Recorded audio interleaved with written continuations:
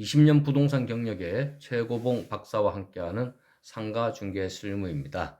오늘은 상업지 입지론에 대해서 간략하게 살펴보도록 하겠습니다. 상가 중개 실무와 관련해서 상업지 입지론은 손님들에게 예비적 개념으로 본격적인 물건 브리핑에 앞서서 예비적 개념으로 설명드리는 내용입니다. 이론적인 부분이지만 어쨌든 이런 것들이 가미가 되면은 손님들 입장에서는 우리 중개사에 대한 신뢰성을 좀 가질 수 있는 역할을 할 수 있겠죠. 간략하게 살펴보겠습니다. 상권, 과연 상권이란 무엇일까요? 이론적 의미로 고객을 흡수할 수 있는 지리적 영역이라고 이야기할 수 있겠죠, 그죠? 상권의 크기는 점포의 크기라든지 상품의 종류, 또 교통, 경정점포, 지형, 도로 등에 따라서 달라질 수가 있습니다. 중심지는 주변 배후 지역에 재화와 용역을 제공하는 장소이다. 배후지는 고객이 존재하는 지역이다. 그렇죠?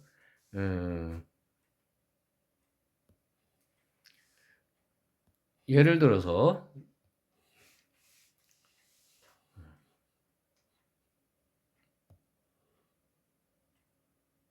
이런 한 개의 도시가 있다고 볼까요? 그리고 여기에 점포 크기가 요만한 점포가 있고 점포 크기가 이렇게 큰 점포 크기가 있다 보시면은 이제 소매 인력 법칙이니 여러 가지 이론에 의해서 상권이 분화가 되지만 그냥 평균적으로 생각하면은 점포의 크기가 작을수록 그 상권 범위는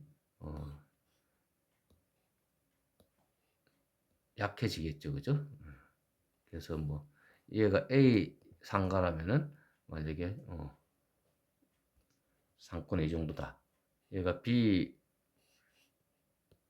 상가라면은 상권의 범위가 이 정도 이렇게 크게 나타날 수 있는 거고요. 만약에 여기에 하천이 있다, 그죠? 하천이 흐른다. 그러면은 아무래도 하천을 경계로 B 상권은 줄어들 것이고 A 상권은 조금 늘어난다 볼 수 있겠죠. 또 제품의 종류에 따라서 상권의 범위는 많이 달라질 수 있고요. 그래서 요 상권이 도달하는 범위, 상가 영향력을 미치는 범위, 요걸 가지고 우리는 배후지 이렇게 이야기를 하지요.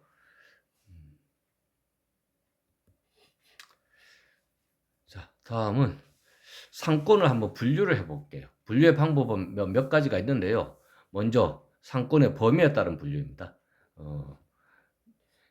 상권의 범위에 따라서 상권을 1차 상권, 2차 상권, 3차 상권으로 이렇게 나눌 수가 있죠. 1차 상권은 이제 어떤 개념인가 하면은 여기 상가가 있어요. 상가가 있고 상가하고 제일 근접한 지역이 1차 상권이고 여기가 이제 고객 점포 매출이나 고객 수의 70%를 차지한다. 60에서 70%. 근데 이제 거리가 조금 줄어들면은 늘어나면 요런 상권이 있겠죠. 그죠? 얘가 1차라면 얘는 2차 상권이다. 2차 상권은 매출이 15%에서 25%, 고객 수도 한 15에서 25% 거주한다. 그리고 이제 배우지의 마지막 3차 상권. 3차 상권은 점포 매출이 5에서 10% 수준이다.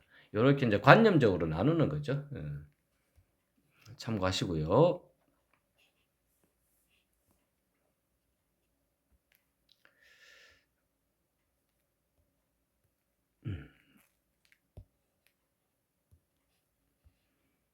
그리고 입지 유형별로 점포를 분류할 수 있습니다. 여러분들 중개사 시험 공부하실 때 한 번씩은 봤던 내용들일 거예요.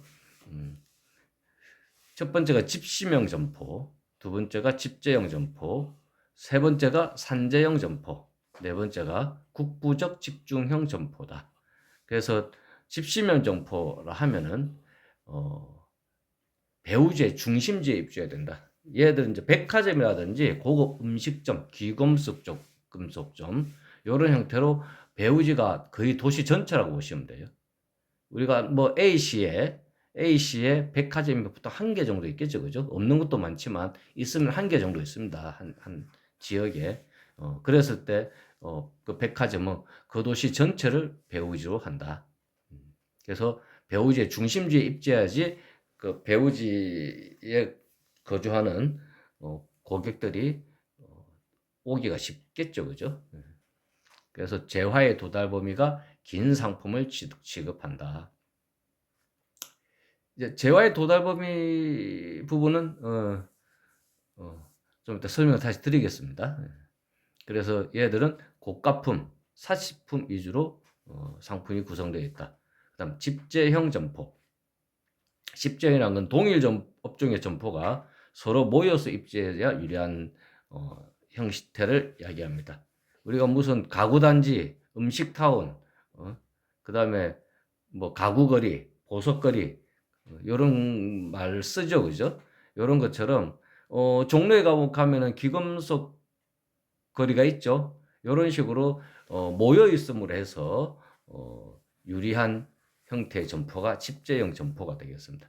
금융기관, 뭐 은행 사거리 이런 말 들어보셨죠, 그죠? 사무실 테헤란 내에 업무용 빌딩들 밀집해 있는 것들, 그다음에 기계점, 뭐 농기계 전문점이라든지 가구, 우리 뭐 가구 단지, 가구 타운 있지 않습니까? 가구 사러 갈 때는 그렇게 모여 있는 대로 가게 돼 있죠, 그죠? 전자제품도 마찬가지입니다. 전자도매 상가 뭐 이런 식으로 모여 있어야 고객들이 직접 제품을 비교해보고 가격도 비교함으로써 고객한테도 유리하고 또 이제 점포 입장에서도 고객들이 몰리니까 유리한 그런 형태를 띠겠죠. 그다음 산재형 점포입니다. 서로 분산 입지해야 유리하죠. 주로 편의품 취급 점포해 주죠. 잡화점 같은 거, 미용원, 세탁소, 목욕탕 이런 것들은 가까운 데로 가게 돼 있죠. 일반인들 입장에서는 뭐 우열을 가리기는 쉽지 않죠. 뭐 조금 뭐 시설이 거대하고 크다 이러면 뭐 갈 수는 있겠지만 동네 목욕탕, 세탁소, 미용원 이런 것들은 주로 가까운 곳으로 가게 된다. 공인중개사 사무소도 산재형으로 볼 수도 있지만요. 어떻게 보면은 집재형으로도 볼 수 있어요. 우리가 손님들 입장에서 공인중개사 사무소가 만약에 아파트 단지를 예를 들어 비교를 해볼까요? 이렇게 아파트 단지가 큰 아파트 단지라 치죠.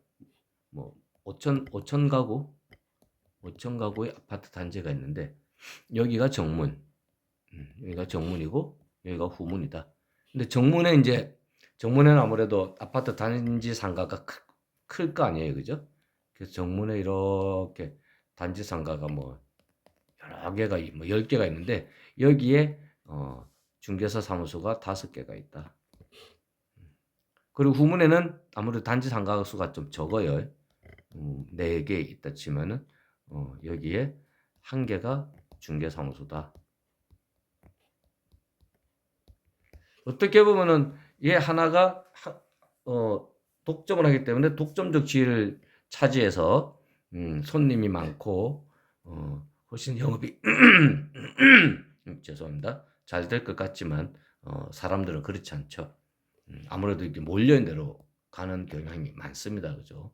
그래서 독점적으로 있다고 해서 무조건 좋은 것은 아니다. 물론 뭐 얘가 더 좋을 수도 있어요. 뭐 동선이 이쪽이 워낙에 좋다 하면은 이쪽으로 몰리게 되면 얘가 제일 좋을 수 있는데 하지만 아파트 단지를 설계할 때 동선이 좋은 쪽으로 정문을 만들게 되고 거기에 단지 내 상가를 많이 배치하겠죠. 당연히 상가는 일단 동선이 우선이니까 그래서 여기가 동선이 좋을 이유는 없다. 그렇다면은 만약 부상가 단지 내 상가 개수가 적은데 동선이 훨씬 좋다. 이렇다면은 설계 자체가 잘못된 것이라고 보면 되겠습니다. 그 다음에 국부적 집중형 점포. 동일 업종끼리 국부적 중심지에 입지에 유리한 거죠. 아까 앞에서 봤던 집시형 점포는 한 도시 내에서 가장 중심지를 이야기하는 것이고 국부적 집중형 점포는 중심지 외에 기타 지역적 중심지를 이해하시면 될 거예요. 그래서 뭐 변호사 사무실은 법원 주변에 몰려 있죠, 그죠? 법무사 사무실도 마찬가지고. 그리고 이제 농기구점, 종묘상, 비료상 이런 것들은 농촌형 점포로서 그 농촌의 중심지에 입지를 하게 된다. 이런 거를 국부적 집중형 점포라고 그런다. 다음은 상품의 종류에 따른 점포의 분류입니다. 편의품점, 선매품점, 전문품점 이렇게 구분을 하죠, 그죠? 편의품점이라는 거는 일상생활용품이에요. 그래서 산재해야 유리하죠. 편의점이 같이 몰려있어서 좋을 건 없잖아요. 미용실도 마찬가지고 아까 말한 목욕탕도 마찬가지고 아무래도 산재형 점포다. 이윤율이 낮은 상품이다. 가까이 있는 사람들이 찾아오기 때문에 박리 담회 형태로 매출이 일어난다. 주로 저차원 중심지에 입지해 있고 도보로 10분 내에서 20분 이내 거리 그리고 1000m 이내 직선거리에서 1000m 이렇게 보시면 되고요. 선매품점 상당한 주의하여 선택적으로 구매해야 한다. 주로 중차원, 고차원 중심지 입지하고 고객의 취미가 반영된다. 그죠? 그래서 집심성 점포가 주로 선매품점입니다.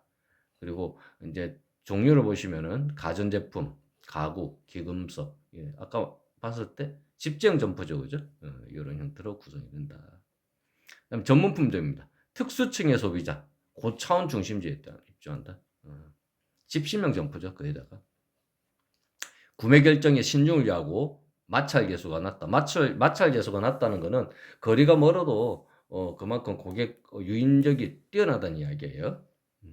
구매 빈도는 낮으나 이윤율이 매우 높다. 고급 시계, 고급 의류, 고급 향수, 스포츠카, 부동산도 전문품종에 속하죠. 부동산도 뭐 아무리 저렴해도 몇 천만 원 이상 하죠, 그죠? 수백억, 수천억까지 가기 때문에 부동산도 전문 품종으로 볼 수 있다.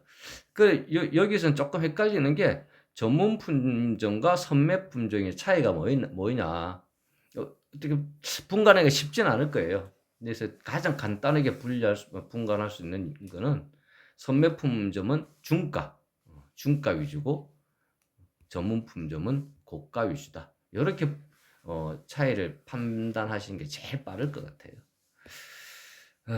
그래서 오늘 시간에는 상업지 입지론에서 상권의 개념을 알아봤고 그다음에 상권을 몇 가지로 분류를 해봤습니다.